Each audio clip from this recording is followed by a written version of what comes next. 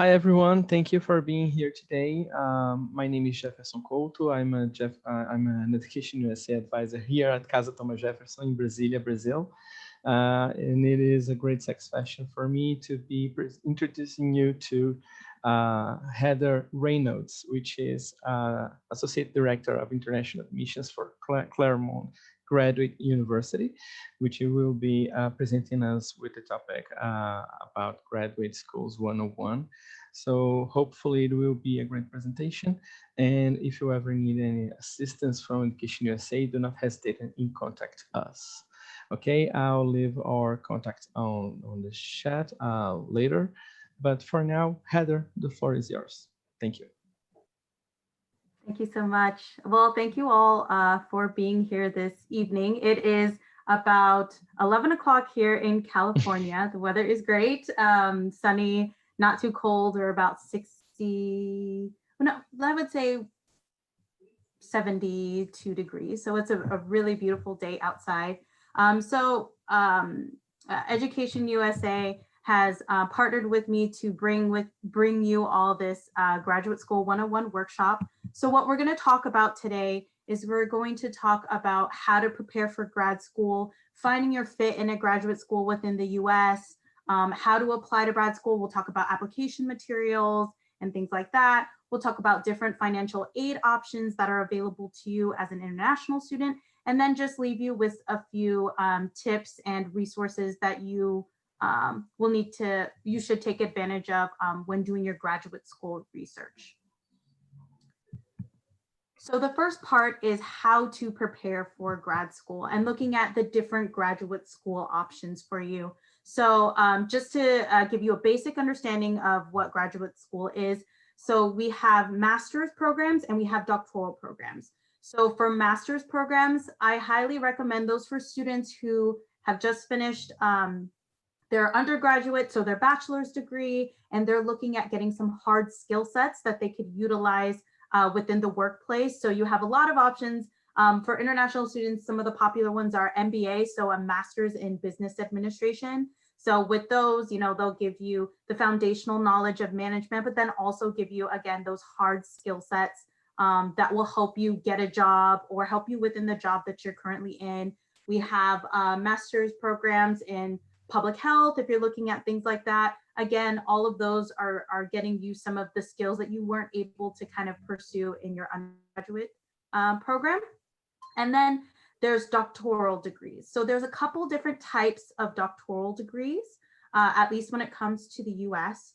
So there are PhD programs, and those are doctorates of philosophy. And then in whatever field that you're looking at, there's PhDs in education, PhDs in information systems. So those PhD programs are focused more on the theory and research as it relates to that particular field. And then we also have other doctoral programs like a doctorate in educational leadership or a doctorate in psychology. Those, it's a subtle difference in the name, but those particular degrees are focused mostly on, again, some more of those hard skills, getting some more research into those particular fields. So you'll pull from theories and apply them to whatever field you're looking at, but then you're not creating theories, which is what you would do in a PhD program. So that's generally the difference between those different types of degrees. And each one will vary, each program will vary depending on which school you're looking at and which type of program you're looking at. So you'll want to take a look at the time commitment. You'll want to look at your particular career aspirations. What we found helpful is letting students kind of explore LinkedIn.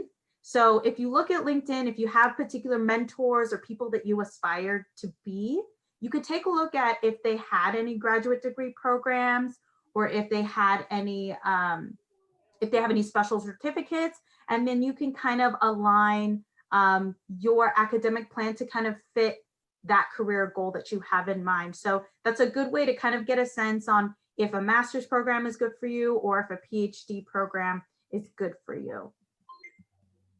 So looking at the specific program, so finding your fit within a program, you'll want to do a lot of research before you even submit an application, and even after you've submitted an application. So you want to research different grad school options. So the US is a huge place. So you're going to want to take a look at the location first, right? You want to look at, do you want to stay on the West Coast, like California or Washington or Oregon? Or do you want to go to the East Coast, New York, North Carolina, Maine, all of those things to make your decision? You can kind of narrow it down that way by location. Look at the weather. I'm born and raised in Southern California, so we've been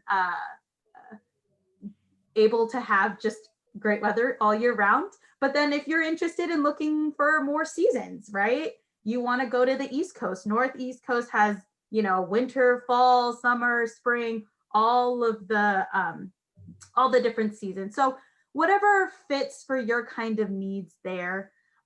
You want to look at the program specific faculty. So that goes into that research aspect. So what are the faculty doing with their research? Does it align with what you want to study? So for example, if you're looking at, let's say, law school, does that particular program have a faculty member that specializes in the law that you are looking to study? So if you're looking at like environmental law, you want to make sure that the faculty of that particular program has a faculty that specializes in what you're looking for. And can you see yourself doing that in the future? So looking at faculty, program focus, aligning with your professional goals. Like I said before, look at some people that you aspire to be, or people with jobs that you aspire to have, and see what kind of education background do they have. And then you can kind of model your education based on those examples for yourself as well. It's a little bit tough right now, but campus visit is always a good option if you have that option. But what's great right now is a lot of different institutions are doing like online events. They're doing events where you can meet with faculty online, meet with students online. So take a look at the particular programs that you're interested in, and make sure that you register for those. I know, for example, at our institution, we just did an online or a campus tour video that we posted online. So take a look at those options. We just recently had our fall open house where students were able to meet current students and faculty. So right now is a good time, I think, for international students to be able to explore their options, because a lot of the schools are going to be hosting a lot of events online right now. You want to look at the particular program's schedule and timeline to the degree. Is it a 1-year degree? Is it a 5-year degree? I can tell you that generally speaking, for master's programs, it usually ranges from 1 year to 3 years. 3 years is a little bit on the longer side, but depending on the workload, some programs allow you to take 1 or 2 classes a semester. Some of them want you to take a full load. So again, looking at that particular program. For PhD programs or doctorate programs, they vary from, I've seen 3 years to, I would say, average maybe 6 to 7 years for a PhD. Usually for those doctoral programs, you have a set of coursework that you need to complete, which is usually like research methods courses, theory courses. All of those things will help you for your dissertation project. And what the dissertation project is essentially it's a research project in whatever field you're looking at.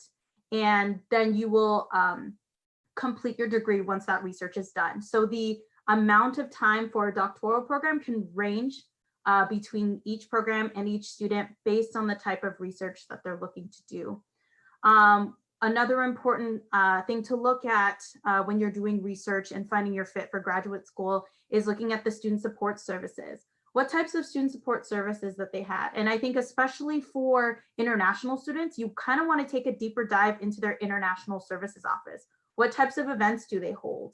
What processes do they do they do there? You know, what can you ask them for? What do you need to ask other organizations for? So looking and seeing what that particular school offers will be very helpful to you in finding your fit as well. And then lastly, looking at career trajectories of alumni. That's a good way also to look into a program too, is you can see the alumni on, I always suggest LinkedIn. See what they're doing now. Look and see which program they did at that particular school and see what types of projects they're working on. Are they doing research or are they out in the field? So you have to look at those different types of things to make sure that this particular program is a good fit for you. And I also think right now, going back to the timeline or the program schedule, you want to look at the time of day that they have classes as well, because we do have some students, even international students, who are working full time and going to school. So they want to make sure that they are able to take classes in the evenings or in the mornings, depending on their schedule. So looking at the class schedules is important as well. And I know right now too, we have some students studying abroad. So looking at, okay, so the classes are going to be offered at 4 p.m. California time. What time is the class going to be, you know, in China time or wherever you are? So you want to look at those different types of things when finding your fit for a graduate program. Also, I apologize, but if you have any questions, feel free to utilize the chat. We're going to get to questions at the end. But yeah, ask any questions that you may have at this point too. So looking at the actual graduate school application. So each program is going to be different even within the school. So you want to look at the particular field that you're looking at, and you kind of want to get a sense on what application materials that they will be requiring. For example, like if you're looking at an MBA, the MBAs usually require a GMAT score. So you want to look at those different things. We'll get through specific application requirements in a minute, but just looking at the general application requirements will be helpful. We also suggest that you establish a timeline. So if you do need to take a GMAT or any type of standardized test, you'll want to make sure that you allot time for yourself to study for that exam and be able to submit those scores before the deadlines. So looking at the deadlines is also important for your application. Do you have enough time to put forward the best application that you can with the time that you have at that point? So right now is a good time for you to be looking at your options and exploring the different events and different resources available for prospective students. And then you can start kind of getting your application materials ready at this time. So you're in a good spot if you're looking into it at this point. Follow the directions. So some particular schools and programs will have prompts that they will want you to write about, or they have specific ways that they want you to submit materials. So you have to make sure that you read the directions carefully and make sure that you prepare your documents as the program wants you to. And request official academic transcripts early. Those take time. They take a few weeks, at least here in the US, to get those transcripts. I know that some institutions will accept unofficial transcripts for the review process. So you want to take a look at that as well. Identify recommenders and to provide supplemental materials to create a reference, essentially. So essentially what that is saying is they want you early on, you should identify a few either faculty members or maybe some professional recommenders that can help write letters of recommendation or reference letters for you for your graduate program. And before you ask them, it's good to kind of have your statement of purpose ready or have maybe your previous grades from their classes ready. So that way you can kind of give them a sense of what you're planning on doing with the graduate degree and where you're interested in going. So providing them those additional materials to your recommenders, it will be really helpful for them. And you also want to allot them enough time to be able to write you a really good letter. And you also, I would say the first step in an application is writing your personal statement. You really want to sit down and figure out why you want to apply to a master's program or why you want to apply to a doctoral program and what you're hoping to do with that degree. And then that will kind of help you determine on which programs you're going to apply for, and will kind of give you some reflection time to make sure that this is the right route for you in your academic or your career goal. And then you'll want to cater that specifically to the program, but you kind of want to get a sense of your personal statement and your motivations for graduate school. And then double check application materials before you submit. That's 100%, or have somebody else do it. I know when I was applying to grad school, I had my parents look at my statement of purpose, and then my sister. So that way I can make sure that I catered it to that program and make sure that I didn't do any typos or grammatical errors. So make sure that you double check all of the materials before you submit that for your application. So generally looking at what application materials will be required. Again, each program is going to be different, but generally speaking, there is an online application form. It's a fill-in form that each school will probably have you fill out with contact information, some academic history, things like that. They generally have an application fee. What's great about right now too is that some institutions are offering application fee waivers.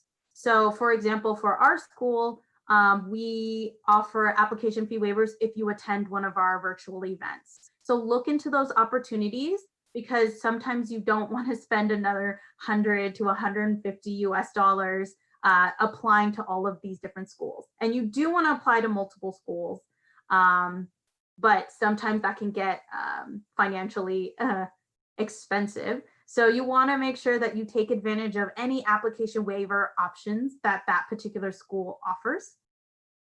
Official transcripts, so usually they'll require transcripts, resume or CV, so you want to update some of your work experience, make sure that that's good to go. And then for international students, an English proficiency exam usually. For the English proficiency exam, generally speaking, a lot of institutions accept the TOEFL and the IELTS. Each institution is different, so sometimes they offer, they allow you to submit like a Duolingo or maybe like an interview and writing sample. So looking at the different options for each school will be very important when you're looking at your application materials. Program dependent items. So these items are usually very catered to that particular program you're looking into. So whether it's like an MBA, again, that's focused on professional work experience focused, or if you're looking at, let's say, a master's in psychology, which is really heavy research focused. So these items, the official test scores, letters of recommendation, statement of purpose, sometimes a creative sample and an interview, those will all depend on what type of program that you are applying to. And sometimes they'll have prompts that they'll want you to write about, or they'll have some additional audition material that you'll need to submit. So looking at those additional things for the application will be important for you for your particular program. So looking into all those different things. So generally speaking, let's talk a little bit about the written material. So what's the statement of purpose? Who reads it and why do they read it? They generally want to see why you're picking that particular program. So you want to do the research. Why did I choose my current program? So I'm currently in a doctorate in educational leadership. I chose that program because I liked the timeline. It was a 3-year program.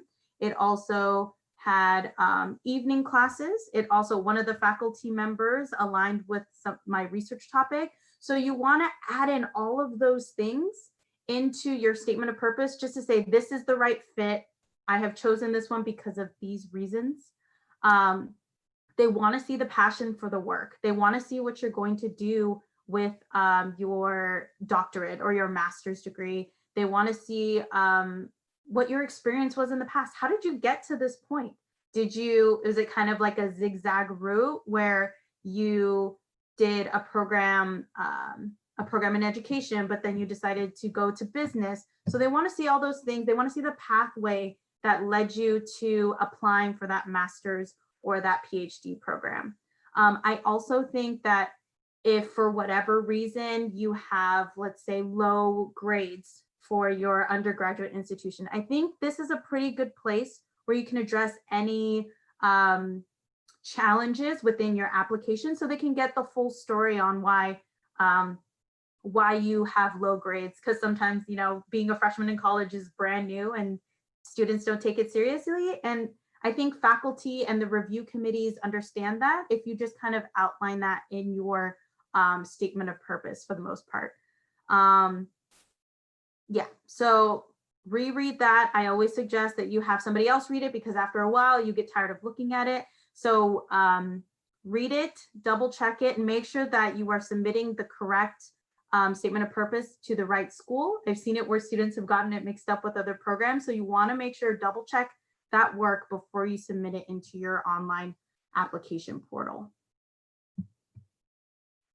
So we'll talk a little bit about financial aid and funding, and I'll talk about different options that might be available to you as an international student. So, so first off, we have fellowships and scholarships. So the main difference usually between a fellowship and a scholarship, fellowship is usually tied to you working on campus or doing research as it relates to your field, and they will give you like a stipend for that. Scholarships tend to be, generally speaking, like money that the institution or an organization will be giving a student, and they can use that to whatever the stipulations of that scholarship are for. So sometimes it's tuition, sometimes it's living expenses. So you want to look into that particular scholarship. You'll have to do a lot of research, especially for international students, regarding scholarships, because each one has their own application process and their own parameters for who can apply to them. So you'll want to look into that. I know that for our institution specifically, we use fellowship and scholarship interchangeably, which can be a little confusing for students. But a fellowship at our institution is pretty much a scholarship that we would be awarding to students based on their application into the program itself. So looking at those little subtleties for your program will be useful for you when you're doing research. There are also grants, which is similar to scholarships that are available. Again, looking at the parameters for that particular application. Some grants may allow international students to apply, some may not. So you'll want to look at those options. Assistantships. So that's a buzzword, I guess you could say, when it comes to education, higher education within the US. So assistantships, there's a lot of different types out there. There's teaching assistantships, there's graduate assistantships, and I'm drawing a blank on the other one. Research assistantships. So each one is going to be slightly different. So for example, a teaching assistantship is pretty much like a part-time employment. So you'll be aiding a faculty member with their course, whichever course that you are assisting. There are research assistantships. So for those assistantships, again, it's part-time work where you will be asked to help them with whatever research project that they're working on. And then there's graduate assistantships. And graduate assistantships can do a lot of those things, but can also be working administratively for the school itself. So there are different options when it comes to that. Some programs do, with their admission offer, they do offer assistantships for usually their doctoral students within their admission package. So you'll want to take a look at that when you get your admission, or ask about that from your admissions counselor, or ask about those options from your admissions counselor when you're looking at your graduate program. We also, higher education also offers on-campus employment for students. International students are able to work on campus part-time.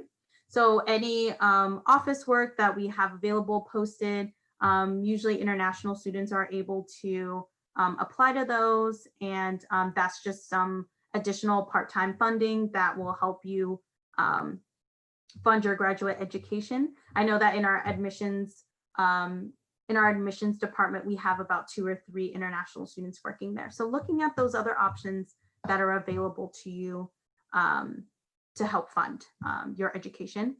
Current employer. So if you have a current employer who will fund a master's or a doctoral program, look into any of those tuition benefits or those educational benefits that your current employer has. Will they fund you if you go abroad? I don't know, but it doesn't hurt to ask, right? And then lastly, personal loans. So looking at a couple of different options there, you can look at a personal loan in your home country, or you can look at personal loans within the US. I know that there are a few banks within the US who do loan out to international students, but usually a bulk of them, a bulk of the banks in the US, they do require a cosigner who is a US citizen as well. So those are other options that you can kind of look into when trying to fund your master's or your doctoral program. So lastly, just wanted to talk with you all about some tips and some resources that you should definitely take advantage of when looking for your perfect graduate program. So you'll want to be able to connect with current students and alumni, and you can ask the representative from that school for access to those students, or you can even, going back to LinkedIn, reach out via LinkedIn for some alumni of the program, because you want to get a current student's experience and you want to get the alumni's perspective on the program itself to make sure that that's a good fit for you, and you'll get the student perspective within your research. Research faculty. So going back to finding your fit, if the program you're looking at does not have a faculty that specializes in what you're interested in learning more about, then it may not be the right fit for you. So looking at the faculty, looking at their research, and then also when it comes to doctoral programs, faculty, you usually work with faculty for your research. You'll need a committee and a chair to help you with your research. So you want to make sure that you kind of mesh well with them, and you can see yourself working with them research-wise in the future. Observe classes. So some institutions allow you to do mock graduate classes.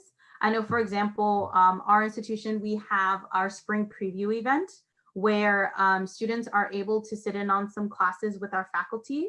So you can kind of get a sense on if graduate school is the right fit for you. And you want to make sure that you can see yourself being a graduate student for the next 2 or 5 years, however long it takes to complete the program.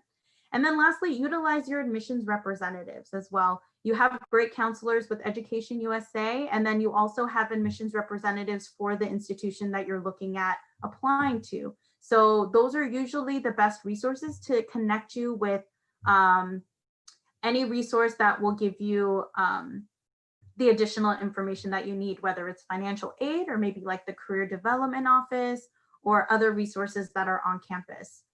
So you'll want to utilize these resources to make sure that you have all the information you need to make sure it's the best fit and it's the right choice for you in the end. So the last thing that I kind of want to briefly go over is our institution specifically. Our institution, Claremont Graduate University, we're in Southern California. We are a graduate focused institution.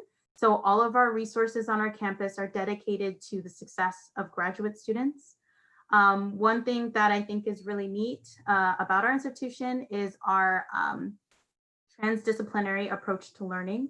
So here at our institution, we don't silo students into one particular major or one particular program. We encourage students to explore other disciplines to help them come up with solutions for whatever problem that they're looking at in the world or whatever research topic that they're looking at. So if you're a psychology student and you want to include our IT faculty or our political science faculty, they encourage you to do that within each program.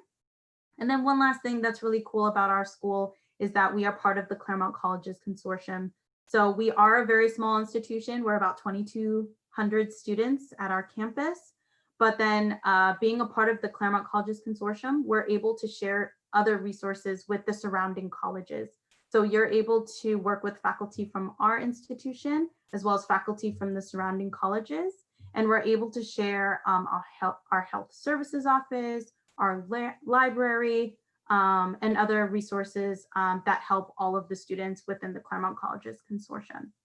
So that was a couple of things just to share with you about Claremont Graduate University.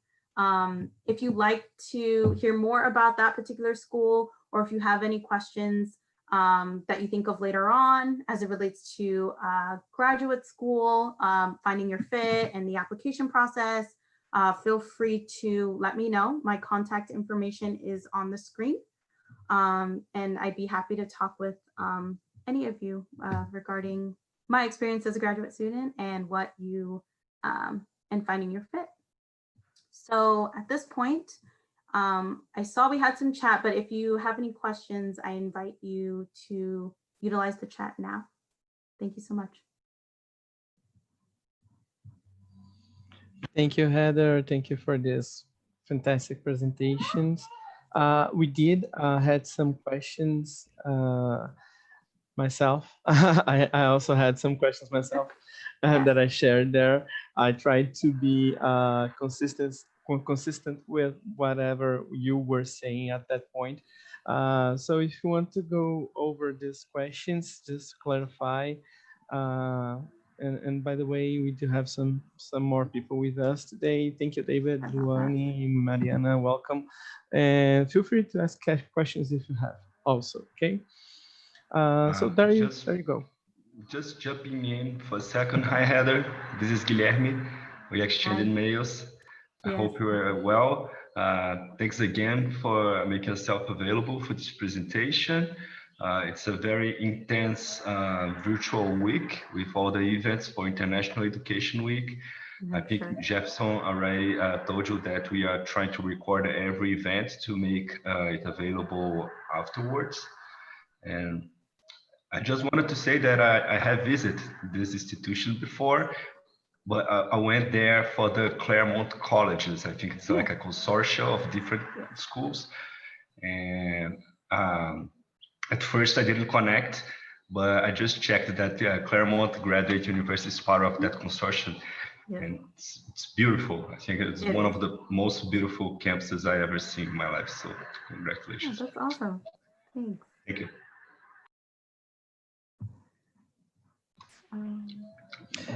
Maybe we could, I can read the questions here and we can discuss them. So the first one, what is considered an unofficial document? It's the first question. If it's common for graduate programs to request credential evaluation services. And yeah, I think those two are related. I think we can start with those. Yeah, absolutely. So an unofficial document usually is like a copy. So for example, if you have a copy of your transcripts that were sent to you, or a scan of them, those are usually unofficials. For official copies of transcripts, those are usually requested by the student to the institution, and the institution will send your school the document on your behalf. So that's usually official, or a representative of that school will submit the official documentation on your behalf, if that makes sense. And is it usual for universities to request credential evaluation? Yes, I think generally speaking, a lot of institutions will request those evaluations. Usually it's WES evaluation, which is, what is it, World Education Services, I believe. Usually they'll request some form of evaluation, but some schools are a little bit more lenient. Our school is one of those schools. So as long as your transcripts are translated into English and they're able to kind of decipher which classes you took, which grades that you got, usually they're okay for, generally speaking, all of our programs here at CGU. But it is usual for institutions to require an evaluation. Okay, so how relevant is for students to reach out to professors in universities they are interested in? Do you think this is like essential? It's something that every perspective to do? That's a great question. I think it varies between each school and each program. So I think for master students, it's not really that relevant for you to reach out to a faculty member, just because it kind of, usually they go with more skills, like which classes you're taking, what skills are you gonna learn in a master's program. For a doctoral program, you're usually working with them for research. So it's encouraged that you reach out to a faculty member that you're interested in partnering with for your research project, or you're interested in their research. But it's not required. It's encouraged, I would say. Yeah, that's a great question. Thank you. Wanna read that one, Jeff? So if you, that's a question of yours. Sure, let me check. Here, what is the difference between a personal statement, a statement of purpose, and a letter of intent? We have this question a lot from students, and it might be a bit confusing because they are very similar at some point, but I really would like to pick your brain on that. Yeah, it's a very, very subtle difference. So going back to reading the directions, are they asking for a personal statement? Are they asking for a statement of purpose or a letter of intent?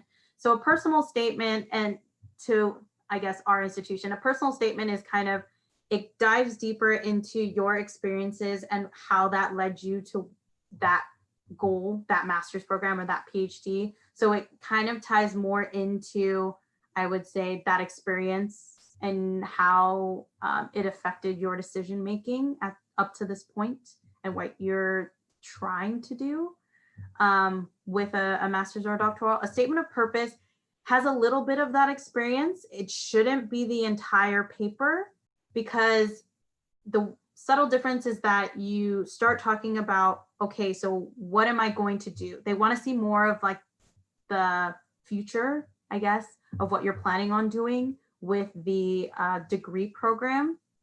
So it's a little bit personal, but not as personal about the experiences. And then a letter of intent usually is very more, I would say, these are the things that I want to do at your institution, this and this and this. So it's a little less of that personal touch. So it kind of goes, very personal, somewhat personal, and then just not really personal at all, if that helps. Yeah, it definitely helps. So maybe the letter of intent would be the most direct document that you have. Yeah, exactly. Okay, great, thank you. Okay, yep. Moving on. Okay, go ahead. Next question from Luani. Can you find assistantships before enrolling? Or this is something that is only available once you're already enrolled in some program at some university? Yeah, it depends on the program. Usually assistantships aren't available to you before you've been admitted into a program. Like I said before, sometimes it's built into your admissions package. So they'll say you're admitted and you also have to do a teaching assistantship at the same time in order to maintain your status. Not all programs are like that. You can probably find assistantships, but you wouldn't be able to apply for them until you are enrolled into the institution, if that makes sense. So it can start at the admissions package decision, and then probably after that, if that helps. Okay.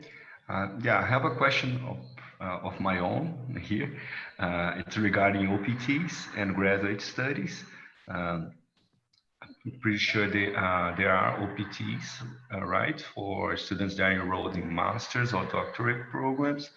And you also mentioned about possibilities of on-campus employment. And is there any relations in terms of how much time you can spend on each, or if the time that you spend working on campus will count towards your OPT, if you can do both? Yeah. So what we have is we have CPT and OPT. CPT stands for, I don't know why it's escaping me right now. OPT is optional practical training. CPT, I can't think of. It's the curricular. Yeah, correct. Yes, thank you. Yeah, so that the CPT will happen. You'll be eligible to apply for CPT in your graduate program, and that will be work that you'll be doing during your stint as a student there. And it should be relevant to your field.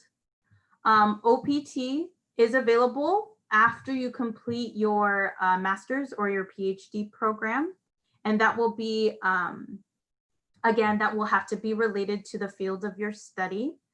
The on-campus employment, if it applies to your field of study, the on-campus employment that I was mentioning will not count towards CPT or OPT. This is just part-time work that will just help you with living expenses or books and things like that.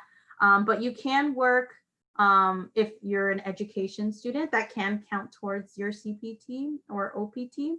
But I would just say if you're an international student, you might as well just save that CPT and OPT for other opportunities that you have. Great, thank you. We do have another question also.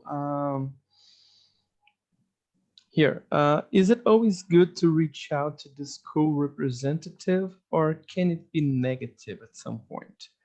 I think that like, should we contact or reach out to the school representative? I think that this is similar to what we already discussed once we talked about the professor, but now thinking of the school representative at some point. Would this, how would this be considered? I think 100% of the time it's good, because that school representative will be able to connect you with the different resources and things like that. And as a school representative and admissions representative, we always love, getting emails from prospective students, because we're here to help you and to make sure that you have all of the information you need to make sure that our school is the right fit for you, or maybe it's not the right fit for you. So I think it's always good to reach out to a school representative, because then you'll figure out if this is where you want to be for the next 2 years or the next 5 years. Great. So a green light for school representative, a yellow light for professors and teachers on campus. Yeah. Yeah. Okay. So you really should should be attend the information on the university website, right? Yeah, absolutely. Okay. Okay. I think this is it for questions. Do you have anything else that you think that should be pointed out at this point? No, I think generally speaking, that was just an overview of the different types of programs, or the different masters and PhD, the differences between the two, and looking at, researching your different graduate schools and different programs. And all this is about is just trying to make sure that you find the right fit, because it's a lot of time, it's a lot of money that you're going to be investing in yourself, and you want to make sure that that's the right program and where you can see yourself for the next few years. But yeah, thank you all for listening. And I had just one question regarding the consortium of colleges, which the Claremont. Is it still possible for students enrolled at Claremont Graduate University to take courses at different colleges within the consortium? Is that still a thing? Do you think that students take advantage of that? Yeah, we have had a few students actually take advantage of that. The thing is, you have to clear it with your academic advisor to make sure that the amount of time or the amount of hours for that class aligns with how many credits that they'll need to complete for one of our classes too, if that makes sense. So they just have to make sure it's transferable. But yeah, it's definitely an option for students. To be quite honest, it doesn't happen often, just because a lot of the students find that some of the classes are more general and not as narrow as they need for whatever their particular program is, but it is possible. Absolutely. Yeah, and it's possible the other way around as well. Thanks. I just just happen to have another question. Oh, yes. Here in Brazil, for students to get their diploma validated, they need to have a thesis by the end of the program that they are doing. So if they are attaining a master's degree, they have to present a thesis, and that master's degree with the thesis by the end of it will be considered to be validated here in Brazil. Do your programs have this like an option or require thesis by the end of it? How would that work? Yeah, great question.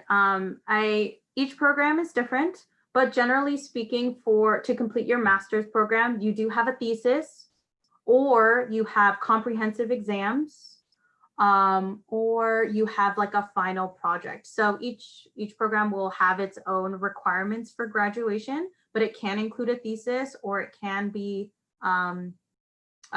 comprehensive exams, or it can be a final project. I know for my master's, you had the option of either doing a thesis or doing a comprehensive exams. I did comprehensive exams. So yeah, some of them have the option. Yeah. Excellent. Excellent. Thank you. Thank you so much, Heather, for listening to us, for answering our questions, and for being here presenting this valuable information to us all. Like I said before, this session was recorded and will be made available on our YouTube channels. So for people in the future can also have this session as a reference. We also are going to meet again with your institution on the 17th by 5 o'clock here in Brasília time. I believe that should be like noon for you there. But hopefully we'll have some other students. And the topic by that time would be how to submit a high quality graduate school application. So that will also be very valuable information for all of those students who are actually considering applying for a master's or doctoral degree in the United States. So yes, and I think it's we can also work to suggest this one as a more introductory session for those who register for the next one. And I think that that's the best way for students to really benefit from all the information that you are making yourselves available to provide to us. Thank you so much, Heather, for this. Yes, thank you all for inviting me and allowing me to speak with your students. And I look forward to future events and connections. Excellent. So thank you so much. Thank you guys for participating, and have all a great day. Bye-bye.